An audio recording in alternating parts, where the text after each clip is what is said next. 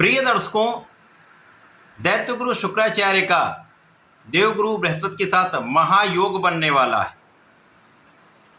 इस महासंयोजन से बड़े राजयोगों का निर्माण हो रहा है।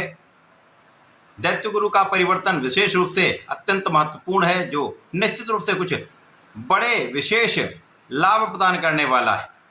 जय श्री गणेश। नमस्कार, मैं आचार्य संजय द्विवेदी। मेरे समस्त प्रबुद्ध दर्शकों का मेरे चैनल पर हार्दिक स्वागत है। प्रिय दर्शकों, आज मैं दैत्य गुरु शुक्राचार्य के राशि परिवर्तन प्रभाव तथा गुरुदेव बृहस्पति के साथ उनके महायोग का किस प्रकार का परिणाम कर्क राशि के जातकों को प्राप्त होने वाला है, कर्क राशि के जातकों में कितना परिवर्तन आएगा, उनका जीवन कितना समृद्ध होगा, कितने लाभ प्राप्त हो सकते हैं, अथवा लाभ की स्थिति में यदि कहीं पर कुछ अवरोध है या समस्या है तो उसका क्या निराकरण है। संपूर्ण विश्लेषण मैं पूर्ण तर्क के साथ करने जा रहा हूं। प्रिय दर्शकों, इस राशिफल को आप अपने लग्न तथा राशि दोनों के अनुसार देख सकते हैं। कर्क राशि के स्वामी चंद्रमा है। गुरुदेव बृहस्पति का चंद्रमा के साथ मित्रवत भाव है। इसी प्रकार से शुक्र का भी यहाँ पर संभाव बनता है। यहाँ पर यदि हम अवलोकन करें तो 9 ग्रहों में अत्यंत सौम्य ग्रह शुक्राचार्य हैं। इस जगत के समस्त भौतिक सुखों को प्रदान करने वाले शुक्राचार्य हैं। ऐश्वर्य, वैभव, सुख, संपदा, भूमि, भवन, वाहन का लाभ देने वाले शुक्राचार्य हैं। स्त्री सुख, संतान सुख तथा कला क्षेत्र में बड़ा नाम कराने वाले शुक्राचार्य हैं। गुरुदेव बृहस्पति आपको योग्य बनाते हैं। गुरुदेव बृहस्पति आपको ज्ञानवान बनाते हैं। गुरुदेव बृहस्पति आपको कर्म क्षेत्र दिलवाते हैं। गुरुदेव बृहस्पति आपको वैवाहिक सुख प्रदान करते हैं, संतान सुख देते हैं। इस प्रकार से 2 गुरुओं का महायोग, शंख नामक महायोग का निर्माण कर रहा है। ये शंख योग आपके जीवन में आपको समृद्ध करने वाला है, आपको ज्ञानवान भी बनाने वाला है, आपके सुखों को भी प्रदान करने वाला है, धन का भी लाभ कराने वाला है। अब यदि यहाँ पर हम कर्क राशि के जातकों के लिए अवलोकन करें तो शुक्राचार्य आपके एकादश भाव के स्वामी है तथा आपके चतुर्थ के स्वामी। लाभ भाव तथा सुख भाव के स्वामी का गोचर द्वादश भाव में आरंभ हो रहा है। प्रिय दर्शकों, यद्यपि द्वादश भाव त्रिक भाव है, ये निर्बलता का भाव है, ये व्यय का भाव है, परंतु शुक्राचार्य को द्वादश का कार्यकत्व प्राप्त है। यहाँ पर ये बहुत अच्छा परिणाम प्रदान करते हैं। गुरुदेव बृहस्पति यहाँ पर अकेले गोचर कर रहे थे, यहाँ पर शुक्राचार्य का साथ मिल जाएगा। शुक्राचार्य के पहुंचने के पश्चात यहाँ पर महाराजयोग का निर्माण आपके कुछ विशिष्ट भाव में वृद्धि करने वाला है। तो गुरुदेव का जो कार्यकत्व है वो तो आपको प्राप्त होगा ही, ज्ञान शिक्षा के भाव में प्रगति होगी। इसी प्रकार से आपके कुछ विशेष भाव में अत्यंत बलवान स्थिति बन रही। आपके अनावश्यक व्यय यहाँ पर कम होने वाले। यद्यपि यहाँ पर कुछ यात्राएं होंगी, कुछ आध्यात्मिक कार्यों के लिए, आपके अनुष्ठानों के लिए कुछ व्यय हो सकता है। यहाँ पर कुछ व्यावसायिक यात्राएं आपके लिए अत्यंत लाभप्रद रहने वाली हैं, जिनसे आपको बड़े लाभ प्राप्त हो सकते हैं। यद्यपि यहाँ पर गुरुदेव बृहस्पति भाग्य के भी स्वामी हैं और ये आपके षष्टम के भी स्वामी, तो गुरुदेव कर्क राशि के लिए विशेष योग में है। इस प्रकार से जो जातक नौकरी के लिए प्रयास कर रहे हैं, नौकरी का प्रयत्न यहाँ पर सफल होने वाला है। आपको अच्छा अवसर निश्चित रूप से प्राप्त हो सकता है। जो जातक विदेश से संबंधित होकर कार्य करना चाहते हैं, विदेश जाकर नौकरी करना चाहते हैं, अथवा विदेशी कंपनी में या विदेश से संबंधित होकर किसी व्यापार में, किसी प्रोफेशन में हैं, वहाँ पर बड़े धन लाभ का योग बन रहा है। इस समय में आपका किया हुआ प्रयास आपको पहले से अधिक लाभ देने वाला है।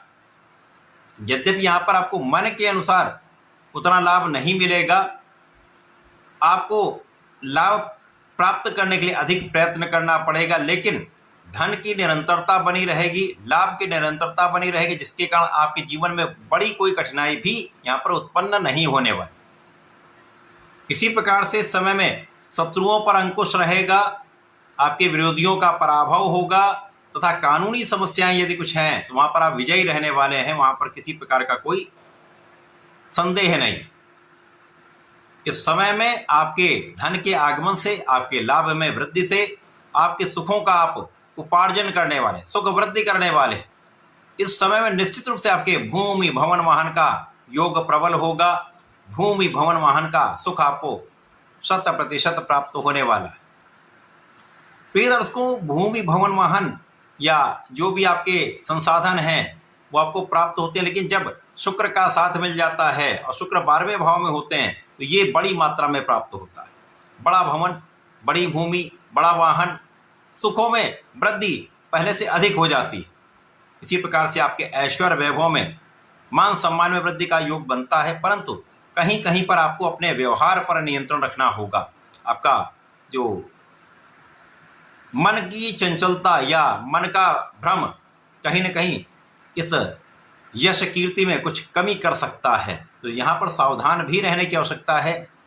किसी ऐसे विवाद में, किसी ऐसे कार्य में ना पड़े जिसके कारण आपको अपयश का सामना करना पड़े। बाकी इस समय में सुख साधन बढ़ेंगे, आपके माता पिता के सुखों में वृद्धि होगी, माता पिता का आशीर्वाद भी मिलेगा और जनता के बीच में विशेष रूप से आपके किए हुए प्रयास आपको लाभ देने वाले हैं। इस समय में जो जातक जिनकी कुछ आयु अधिक है, जो किसी रोग से ग्रसित हैं, लंबे अवधि के रोग जिनको हैं, वहाँ पर आपको सावधान रहने की आवश्यकता है। भोजन पर नियंत्रण करने की आवश्यकता है। भोजन की अनियमितता कष्ट का कारण बन सकती है, अतः यहाँ पर ध्यान देना चाहिए, सावधान रहना चाहिए। यदि भोजन पर नियंत्रण रखते हैं और व्यायाम करते हैं, प्राणायाम करते हैं, तो ये समय आपको सुखी बनाने वाला है। इस समय में धर्म कर्म के कार्य आप करेंगे, आप धर्म के मार्ग पर भी चलेंगे, पिता का कार्यक्षेत्र अच्छा रहेगा, पिता के मान सम्मान में वृद्धि होगी। और इस समय में यदि आप निरंतर प्रयास करते रहते हैं तो आपका किया हुआ प्रयास आपको लंबी अवधि के लिए लाभ देने वाला है, क्योंकि दोनों बड़े ग्रह हैं और दोनों का स्वभाव तथा प्रभाव अत्यंत शुभता प्रदान करने वाला है। तो ये समय आपके लिए अत्यंत महत्वपूर्ण है। जीवन साथी के साथ प्रेम में वृद्धि होगी, जीवन साथी के साथ आपका सामंजस्य बढ़ेगा, परंतु किसी महिला को अपमानित ना करें या किसी महिला के साथ विवाद में किसी भी प्रकार से ना पड़े। सबका सम्मान करें, ये आपके लिए अत्यंत विशेष प्रभाव देने वाला होगा। तथा गुरुओं का, ब्राह्मणों का आदर करें, उनका आशीर्वाद लें, आपके जीवन में नए मार्ग बनेंगे, सफलता का मार्ग प्रशस्त होगा। इस पूरे समय में आपको नियमित रूप से भगवान भोलेनाथ की आराधना करनी चाहिए।